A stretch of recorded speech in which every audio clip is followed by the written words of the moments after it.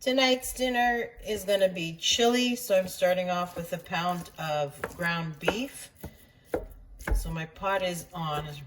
I just literally put it in, so it hasn't really heated up yet. So that's why we don't hear any sizzle or anything. So I'm just going to break up the meat. And I'm going to wait for it to cook a little bit before I start my seasoning process. Okay, so the meat has cooked up brown. So now I'm going to start adding my seasoning. I'm going to start with some onion and garlic. And I also turned down the heat. I don't want to burn my garlic. And I'm just going to let that fuse together for a bit before I add other seasoning to it.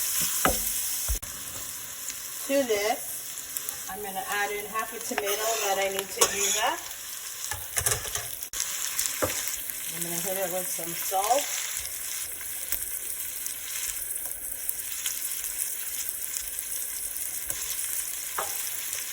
Black pepper.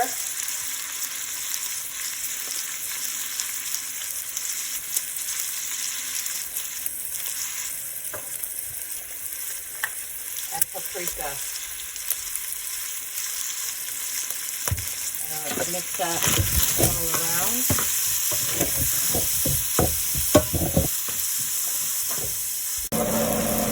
I'm also going to add some celery salt to this.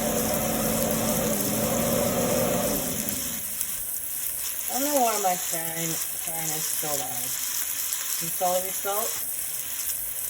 Gives it a nice flavor. And a dash of my homemade chili flake. Give it a little kick.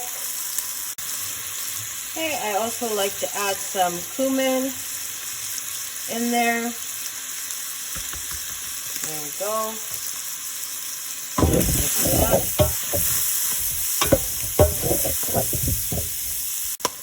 Now I'm going to add in my kidney beans. It's the large can. It's 796 milliliters or 28 ounces. And then I also like to put the water that the beans come in. I'm going to add some extra water. Swish out the bottom of that can as I give myself a bath. And dump that in as well. I like to have more beans, so I'm going to add in another can, so it's another 28 ounces. I like my chili more bean than meat, so that's what we're doing.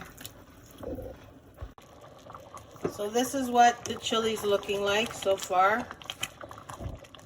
I make my chili a little more, I guess, watery.